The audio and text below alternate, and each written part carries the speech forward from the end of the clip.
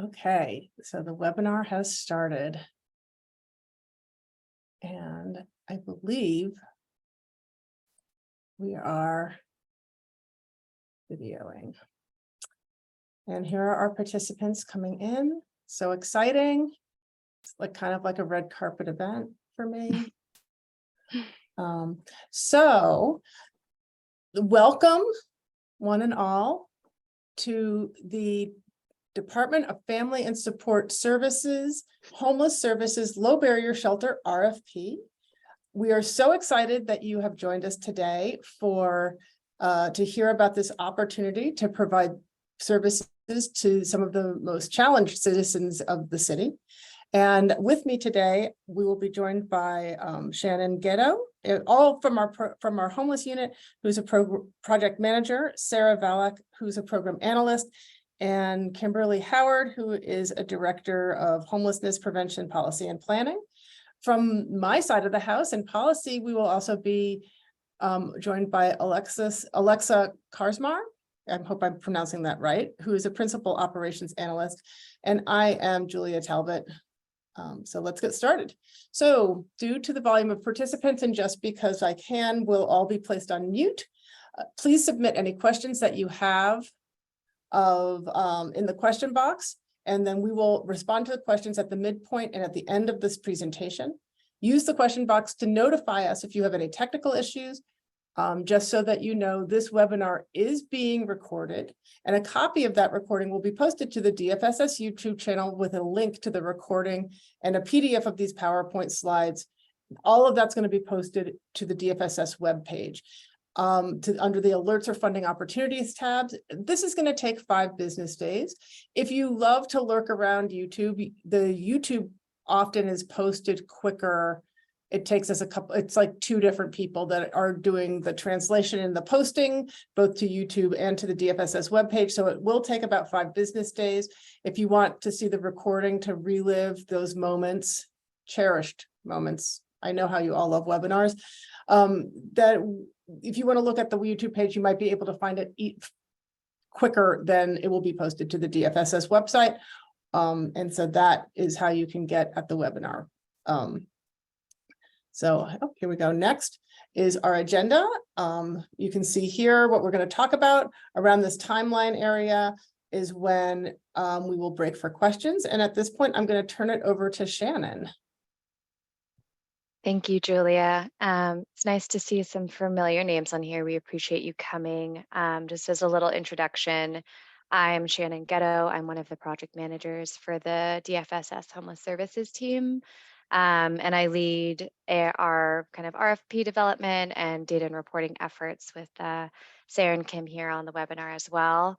So we appreciate your time and just want to kind of give an overview of the content that is within the RFP. As you can see, we'll kind of go through just like the overview and purpose of the RFP, some of the current state and priorities that we're thinking about to kind of provide context as to why we are putting out this RFP for a low barrier shelter, specifically on the north side, program requirements, and then some of the selection criteria through application questions, and then timeline, some application tips from Julia, and just like some technical assistance pieces, and then time for you to ask all of your questions. So I think we can go to the next slide. Oh, you did already.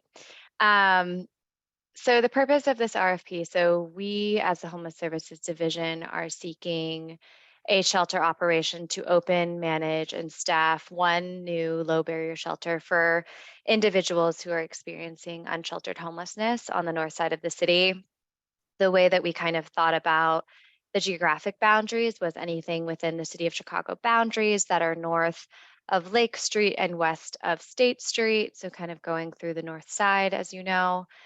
The contract to operate this new low barrier shelter will be from October 1st of 2023 through December 31st of 2026, with an option to extend up to 2 times for 1-year periods each. And I will kind of go into some of the details with the timeline for operation, since you can tell that the contract start date of October is very soon. So we'll talk about that once we get later into the presentation. But some of the things to note that we are kind of thinking through as we look at applicants' submissions. So an ideal shelter respondent will, of course, provide a safe, accessible place for stay for people experiencing homelessness with 24/7 staffing and operation. The respondent will be able to implement low barrier shelter policies and practices and procedures. So some of the things that are current Pilsen low barrier shelter, which I'll talk a little bit more about into this presentation. Some of the things that they do that are low barriers, they allow non-service pets. They allow for couples to enter the shelter together. They have more flexibility in terms of they don't really have a curfew, and folks can kind of go out for up to 48 hours and then do like a check-in if they need to extend that amount of time with the shelter staff as needed. There's a lot of different low barrier practices, but those are just some of the key ones. Some other things that we're looking for in ideal applicants are implementing approaches that reflect the COC's core values. So those include being housing first, harm reduction oriented, and trauma informed as some. Another element of low barrier shelter and coordination in Chicago. So the delegate that is selected for this contract will be coordinating directly with designated outreach teams and or the DFSS Homeless Outreach and Prevention Team, also known as HOP team, for referrals into the shelter.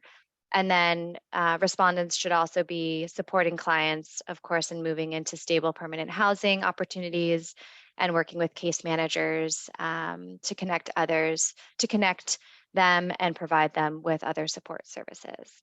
So those are some of the key things that we're thinking about. In terms of just some context about the need for shelter, specifically low barrier shelter. So since 2016, the unsheltered homelessness numbers nationally have been on the rise. And at the end of 2022, the Biden administration had released a new initiative called the All Inside or All In Federal Initiative. And they have a goal by 2025 to reduce unsheltered homelessness by 25%. And some of the major strategies that they outlined, one in particular was pretty aligned with what we're trying to do as a city, especially around low barrier shelter, but it's to increase the availability and access of emergency shelter, especially those that utilize low barrier practices and are culturally appropriate. So with that federal plan and strategy, of course, our city is well aligned with that kind of value and that strategy of implementing such practices in our own shelter system. One thing to note, we've had the Chicago Plan 2.0 that has long prioritized increasing permanent housing as a solution to homelessness, while also maintaining a strong emergency shelter system and infrastructure to help our households as they experience homelessness in the interim and then get them connected, hopefully, to stable and permanent housing. One thing to note, so with the COVID-19 pandemic, there has been kind of fluctuations in our system. There's been a steady increase on one side in the number of households that are requesting shelter through some of our City of Chicago 311 system level data. And so there was a 23% increase from Q1 of 2023 compared to a year prior in Q1 of 2022. That points to the high demand for shelter rising. I should say part of that is due to the increase in new arrivals and asylum seeking individuals and families that have come to our city, but there's still a high increase and need for our unsheltered population that have been in Chicago for a longer period of time as well. And during the pandemic, shelter decompression was a public health and safety measure that was put in place across our city to help mitigate contagion and the spread of the coronavirus during the pandemic. And so that led to obviously lower numbers of individuals and families that were able to be sheltered during that time. And since then, after the Omicron kind of surge in 2022, DFSS has been working to restore bed capacity to those pre-pandemic levels while maintaining safe facilities for the households that we're serving. And then to continue with other current states and priorities for improvement, the city has worked of course, to try and reduce the number of unsheltered individuals experiencing homelessness, we have been working on improving our city's homeless outreach coordination, as well as increasing the number of people that are able to access shelter in our city through various partnerships with city departments and our sister agencies. DFSS has led our encampment response team and strategy. And so they really work to identify targeted encampments, assess the needs of those individuals in that encampment, and then organize resources and referrals for those people to get connected to going to shelter and hopefully to get connected to housing opportunities as well. And so through some of that work, the city has been able to coordinate on outreach efforts and also collect some data that has allowed us to understand maybe why some individuals might not be interested in accessing shelter or might not be able to access shelter, and how to improve that accessibility piece and quality of our shelters as well based off of different individuals' needs. So currently we have one low barrier shelter that has about 40 beds in our city. It opened in 2018 and is located in Pilsen. I was actually over there yesterday. And it was modeled after a low barrier shelter pilot that was conducted in San Francisco in 2015. And it targeted a very similar population of those who live in unsheltered locations or encampments that have non-service pets, more possessions, and potentially partners as well. And one thing we've kind of seen with some of our program outcomes annually with the Pilsen shelter, so there's been a pretty large increase in the number of residents that have been served. So 78% increase in those served in 2022 compared to 2021. And just kind of points, I think, to the high demand specifically for low barrier shelter to serve this vulnerable unsheltered population. So just kind of the final point here, increased need, of course, for low barrier shelters in our city. And we are looking for shelter providers who may have a facility on the north side. And of course, expanding low barrier shelter, as you all probably know, just allows for more unsheltered individuals get connected to safe and decent shelter, access those services, and hopefully get connected to housing opportunities as well. So just some of the overview of our program requirements. And Julia, should I pause to see if folks have questions, or should we save all the questions till the end? I don't know. Why don't we save the questions to the midpoint? Okay. People, if anybody has questions that they want to put into the chat or to the question and answer, ask, for fields, that you can definitely put your questions in there.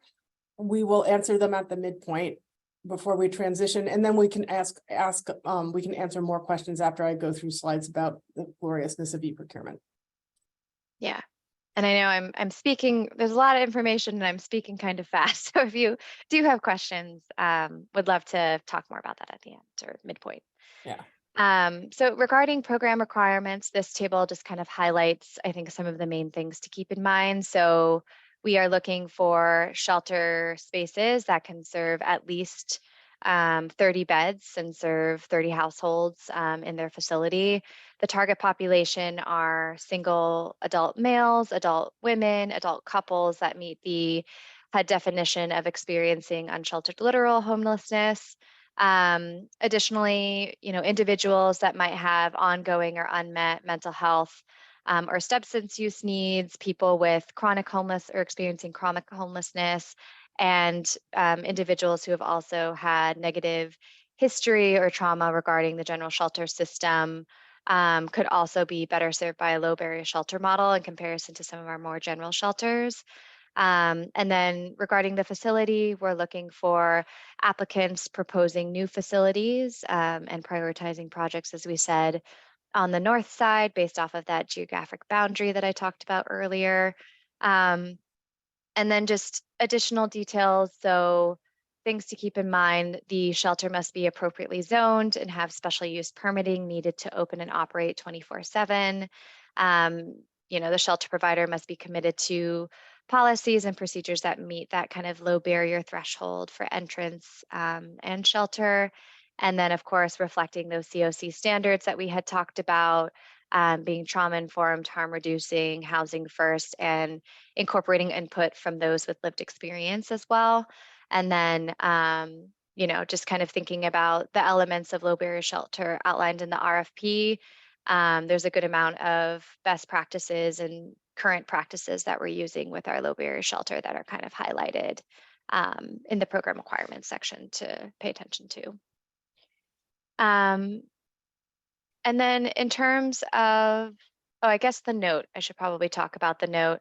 So if there are providers that, we do encourage all providers to apply for this opportunity, no matter your location or size. But the two of the things that we are kind of looking for and will prioritize are the bed capacity number, 30 or above, and then the north side sites for potential shelter facilities. So just wanted to mention that again. Next slide, thank you. So the next 5 slides, I believe, kind of focus on the selection criteria. So these are the application questions and some of the topics that will be required for your applicant or whoever's writing your application to submit. So DFSS, in terms of community involvement, we seek respondents that have expertise or the capability to develop cultural competency and inclusive services to serve the target population.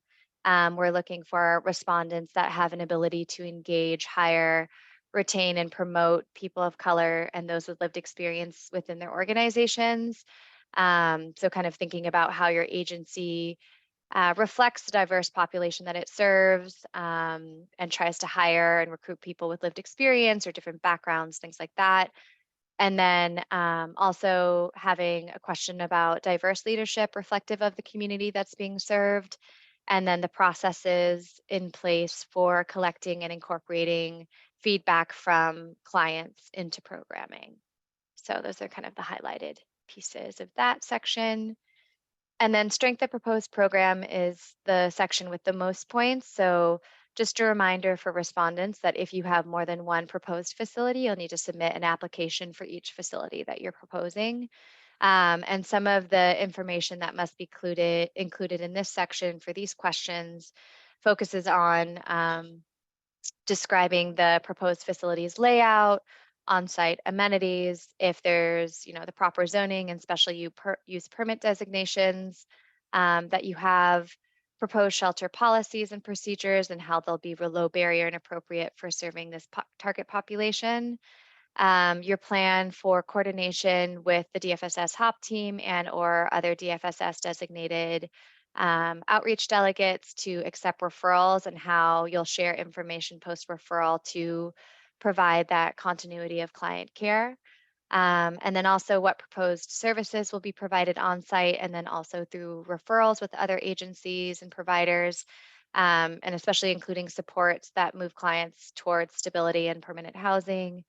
Thinking about the evidence base and best practices behind the proposed program is something that we're also looking for. And then finally, just how the program will address conflict and manage crises if they do arise and just maintain a safe shelter environment.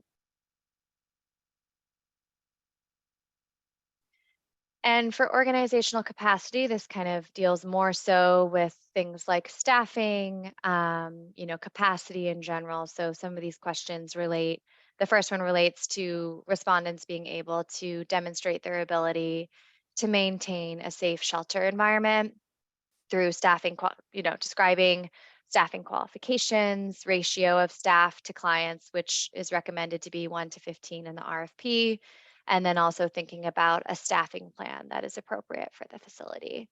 And also thinking about how they demonstrate their ability to scale up staffing and assume operations based off of the proposed timeline, having adequate systems and processes to support monitoring expenditures and fiscal controls, of course, and then adequate human resource capacity to ensure that you can staff up for the program based off of the timeline in a timely manner.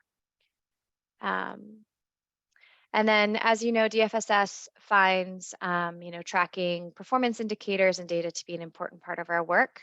And so we are seeking respondents that have experience collecting, utilizing, and leveraging data to inform and make improvements to your programs and or services.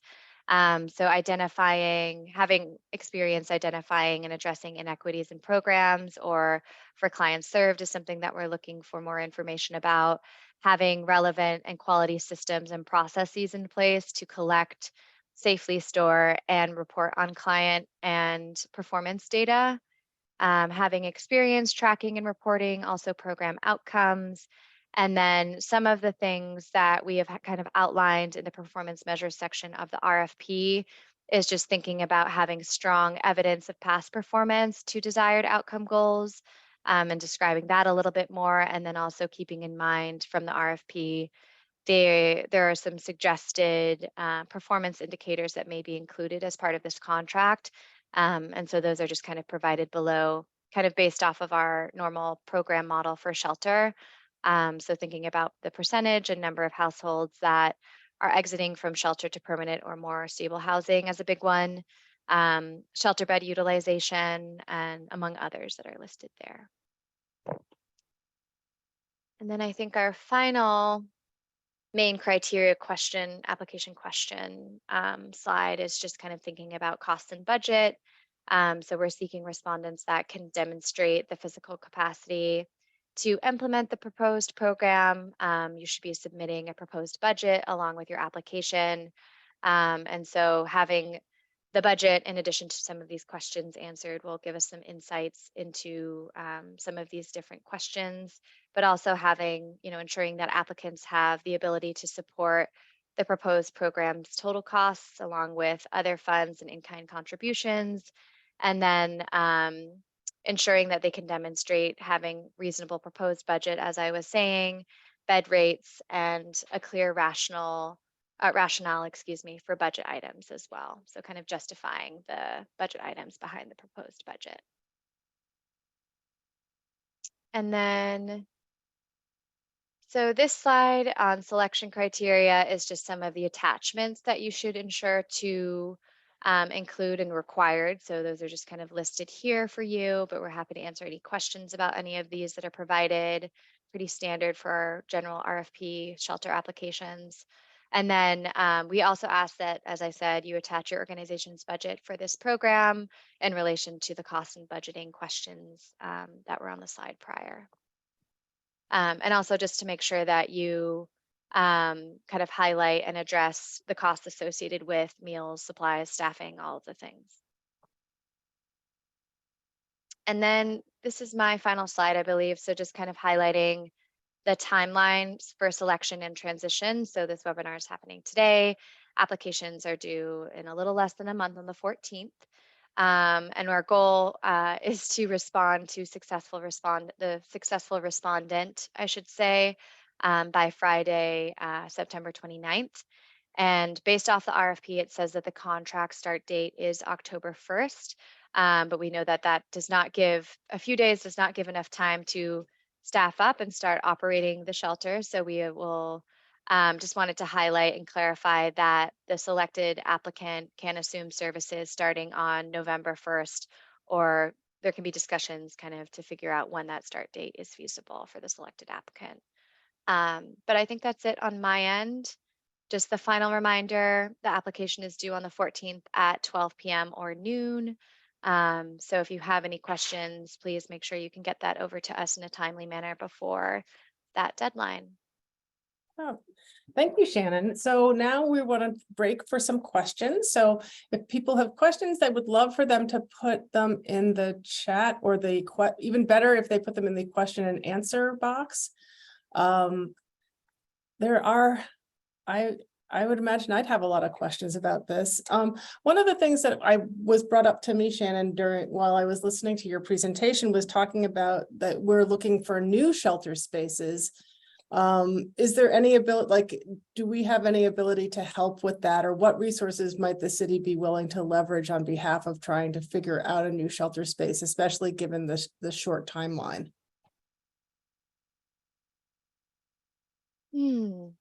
That's a good question. Kim, do you know, maybe I'll turn this question over to you, because I know you've had more experience kind of seeing this process through with shelters, getting up and operating post RFP. Sure, happy to chime in on this. Hi everyone, Kim Howard. I'm a director with the Homeless Services Division here at DFSS. Yeah, I think this question on finding shelter spaces is a really good one. We know it's hard to find locations, particularly with the correct zoning to get into quickly. At this point, we don't have any. We don't have a list of potential sites to distribute. But if you are interested and looking for support, I think you can feel free to reach out to us, and we can think through if there's any resources we can share. So here, Jackie Edens she's saying staffing up is incredibly challenging, but will be the least of the problems. Zoning, special use permits, and any rehab could take many months. Will DFSS help with the ZBA process? And I am assuming Z for zoning. Zoning board. Mm-hmm. Yeah. Yeah, I can chime in on this one as well. So I think we're interested in hearing what facilities that a potential applicant can identify. We do recognize that all of the pieces would not necessarily be in place for startup this fall. We would plan to support with special use permitting and the zoning board of approvals process if needed. Great, thank you. The other question that I had, because I guess this webinar is for me to ask questions until somebody else comes up with them, was talking about the sort of like the balance between number of beds and location. And so we're both, like, I understand from looking at this RFP that we're both interested in, we're both looking at, like, what are they equally weighted? I mean, we want to have people, I know that there's perhaps a greater need, or there are more encampments on the north side, although I don't know that for sure. But at the same time, maybe there's not as, like if somebody can only do 15 beds on the north side, how does that weight against 40 beds on the west side?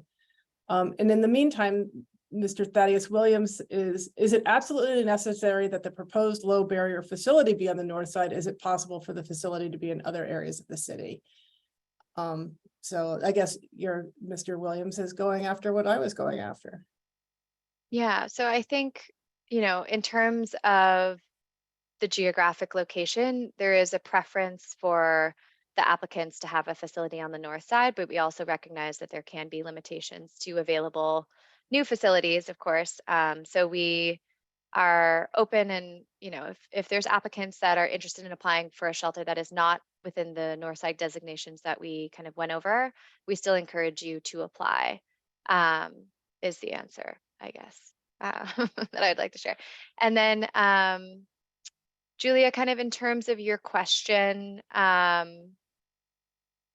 think maybe we should, unless Kim, you have something that you'd want to add to that, I would like to potentially get back to you about our response for the weighting portion of that.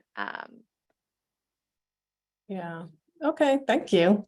I don't know if there's anybody else has other questions, or do I just have to keep making ones up? Like, this seems like a really interesting opportunity, and definitely there's a need.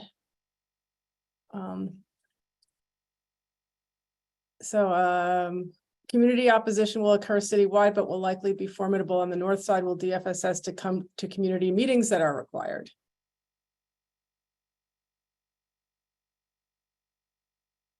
That's from Jackie. I think that is definitely part of that sort of special use process, and DFSS would be prepared to work with the selected agency to do the necessary community engagement.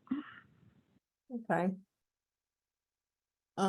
Also, do we know of any, if there are any concurrent opportunities out of Department of Housing in terms of helping with defray housing, the rehab or any kind of costs that would be associated with opening a new shelter? I know that our department, generally speaking, that's just not the kind of money we are given to distribute. But that also, that doesn't mean there isn't a need. Oh, and Jackie Edens would like to know, how many projects do you intend to fund?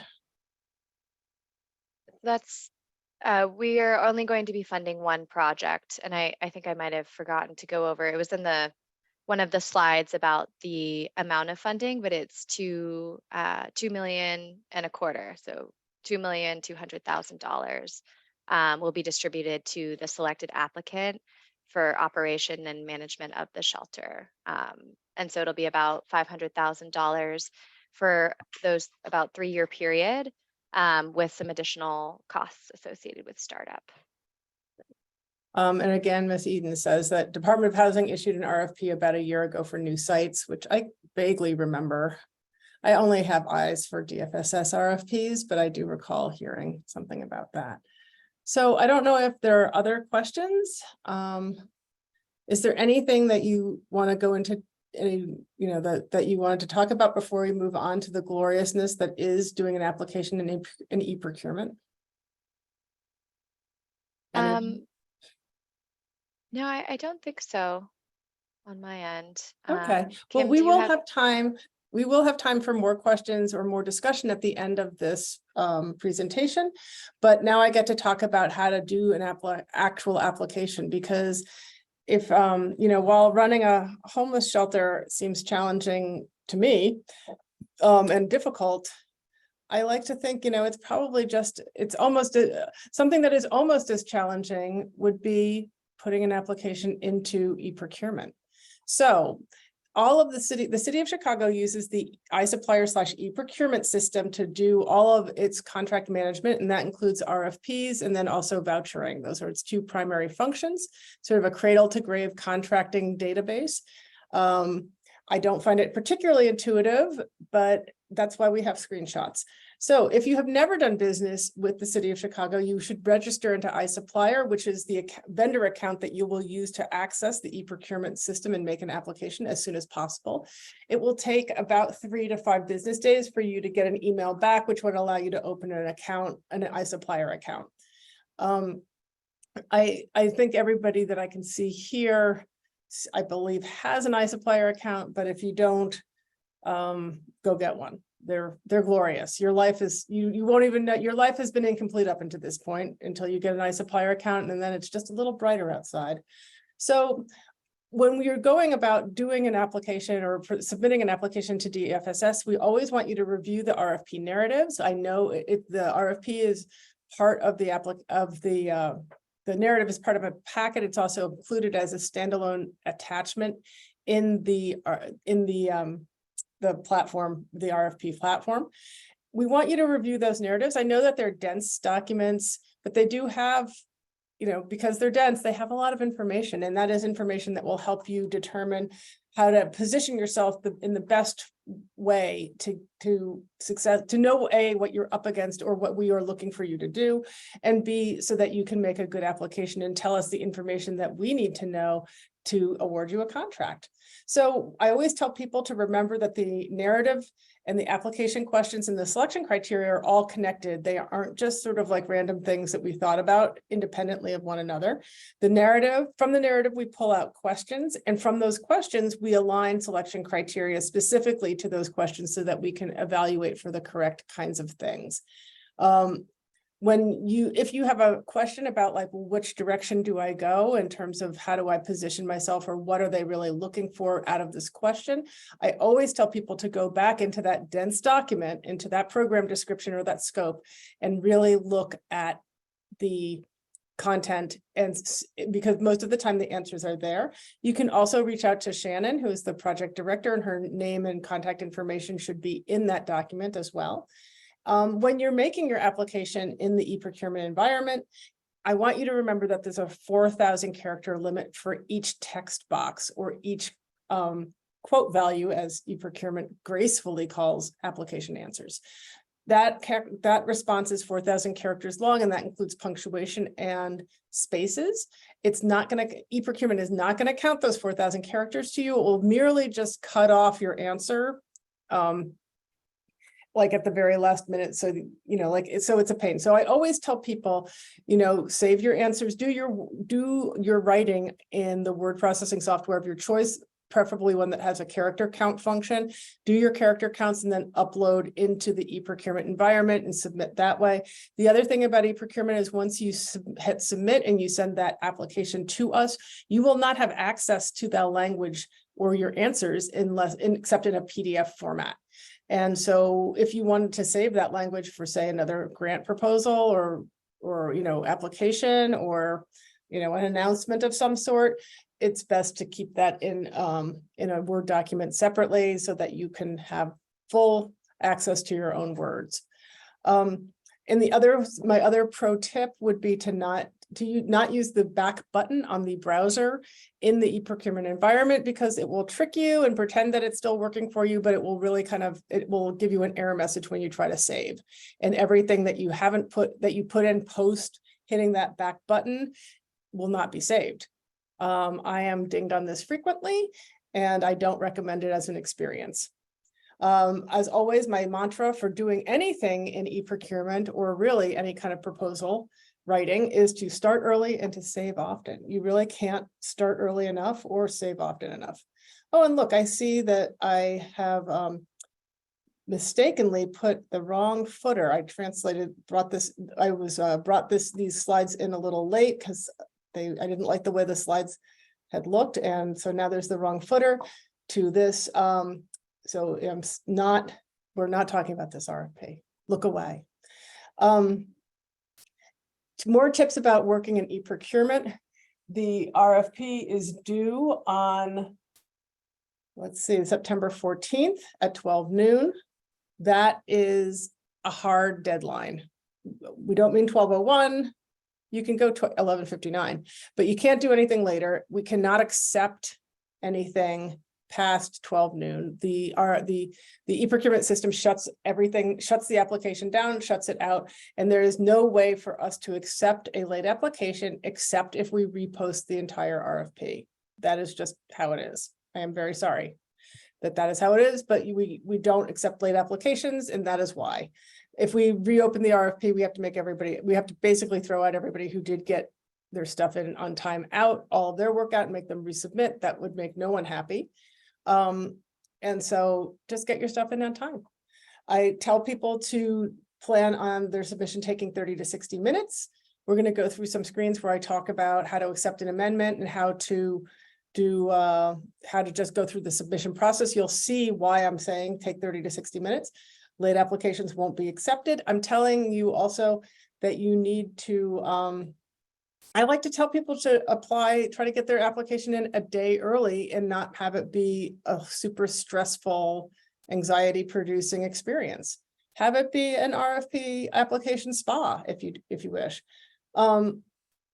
So if you have issues or questions, you can make use of the e-procurement hotline at 312-744-4357 or help. Note that the hotline operates during business hours only, Monday through Friday, 9 to 5. And as I have said before, save often and submit early. Here is also where you're talking about the helpline. Here's the helpline, but if you prefer to email them, you can email them. They will tend to get back to you between 24 and 48 hours, the latest. They do only work Monday through Friday, not on the weekends, which is why you will find that a DFSS RFP is never due on a Monday. Fun fact. If you don't like talking to people, which is completely realistic, that's how I am sometimes, and you'd prefer just to figure stuff out on your own, we do have a lot of training materials and screenshots and videos at this website, web address. The stuff that's going to be most directly related to your experience is probably going to be under the delegate agency section on that page. But look around and see what speaks to you. If you're interested in learning about more DFSS funding opportunities, I always tell people to go to the DFSS webpage and look under the alerts section of the website. You could also look under funding opportunities. All of our funding opportunities are posted under those two headings. And when we go back through, if you want to see the webinar again for some reason, or you want to look at these slides, You also will go to that DFSS website, find the funding opportunity that you're interested in, click on it. If you scroll all the way down past the legal ad portion, which is what we use for an announcement these days, you will find the link to you will find the YouTube link, and you will find the slides attached at the bottom of that page. So moving right along, I'm going to talk now about how to accept an amendment in the e-procurement environment.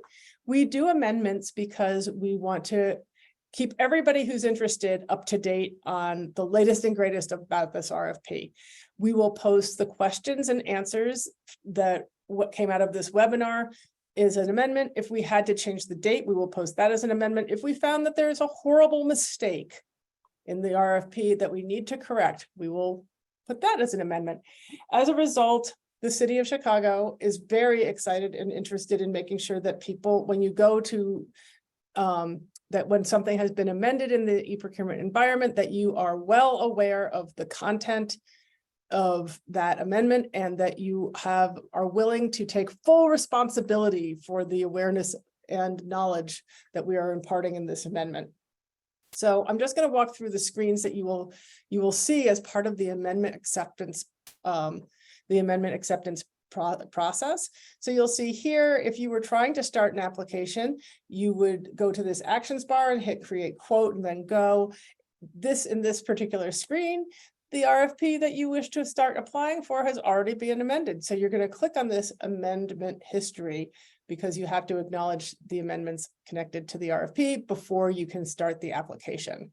When you hit this click on amendment history, you're going to get to this stage or this screen where you're going to begin the illustrious amendment acceptance and acknowledgement process.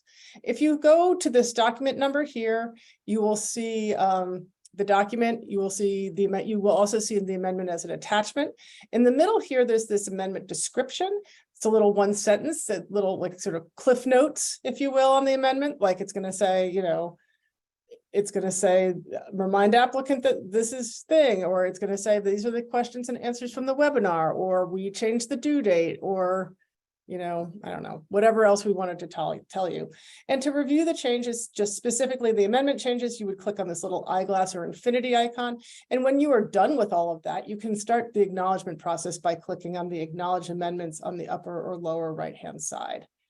That will take you to this page where you click on the little button that says, I accept the terms and conditions of the RFQ and acknowledge the changes made in the amendment document, at which point you will hit acknowledge again, which will take you to this page where you confirm your acknowledgement of the amendment.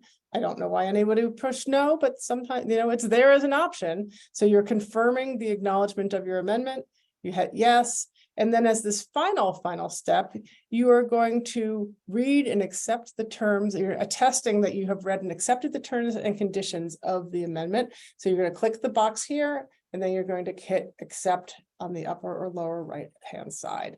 And then you will have accepted the amendment, and you will be allowed to go and either start your application, or if you have already started the application, you can, by accepting the amendment, it will pull all of your prior answers that you had saved into the new amended RFP document for you, or application document. So that is how you would accept an amendment. It's a lot of steps for that. I've always been a little stunned. The next thing I want to talk about is how to submit an application. So when you are finished, you're ready to submit. You're going to start by saving your draft one last time, because we save often in the e-procurement environment. And then you're going to click continue.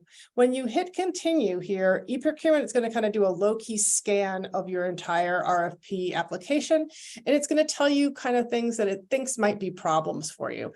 These will be expressed by like all these little red X's. It will say error. Don't be surprised if you get more than one. It's not a judgment. It's just e-procurement communicating in its little e-procurement way. We're going to go through the two most common errors that people see. This one, the RFQ control requires you to quote on all lines. A sentence that really doesn't mean much to anybody, I'd imagine.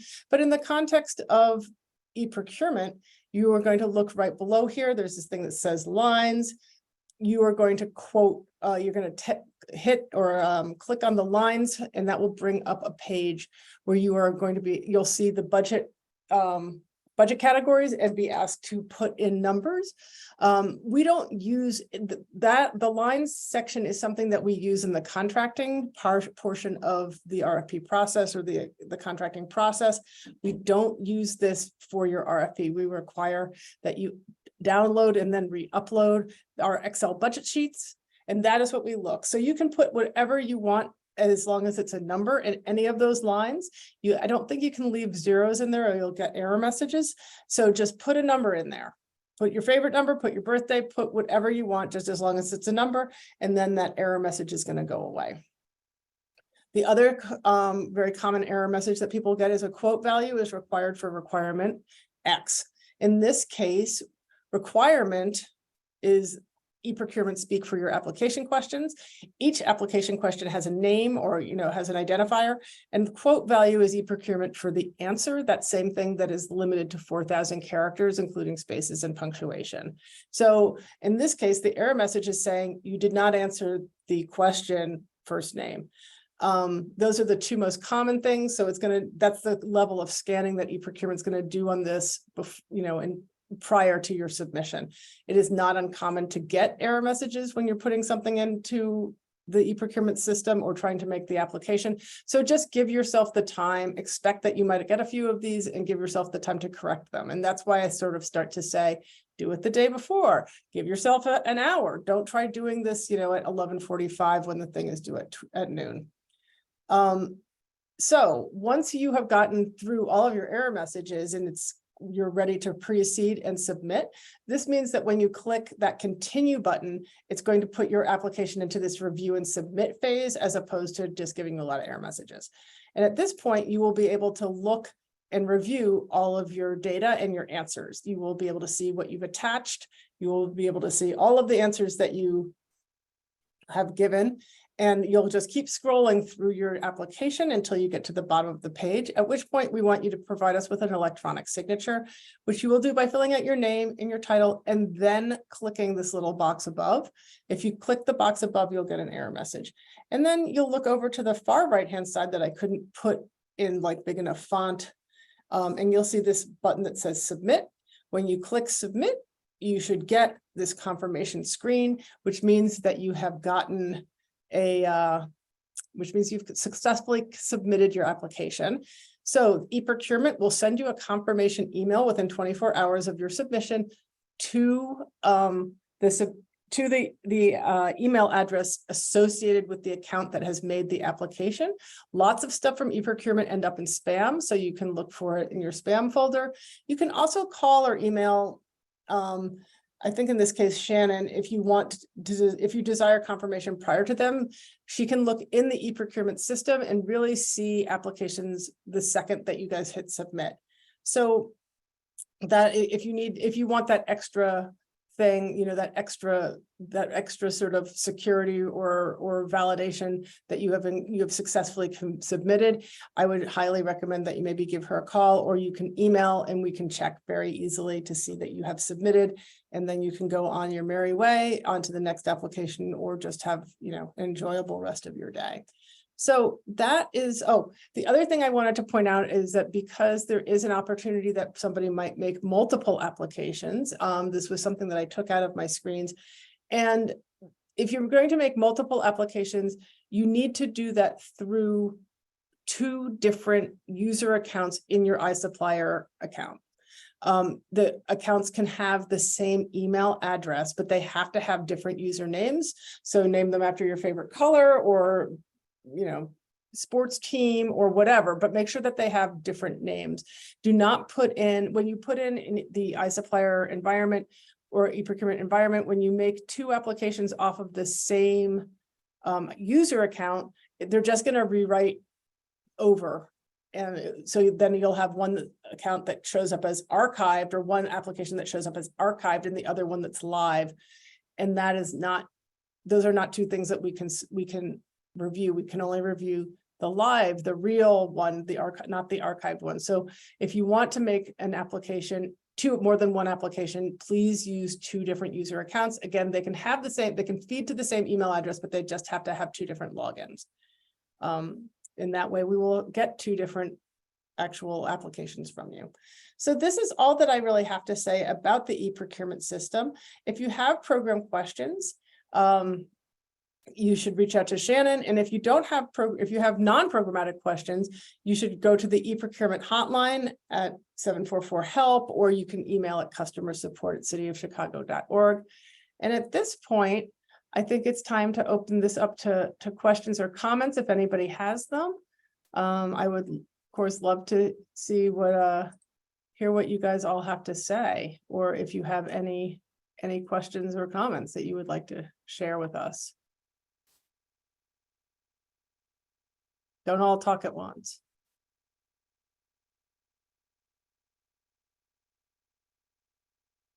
So, also, I mean, is Shannon or Kim or Sarah or Alexa, is there any comments that you would like to share? Oh, here's something. So I'm I making see more that I typos have of my mistyped Shannon's address. So or did I. email rather. Let's see. Oh, I've stopped sharing, but hold on. Maybe I'll correct this and then I can put this in. Then you can see the right. Perfect. And then let's see. So many different screens. Here we go. Here we go. Share.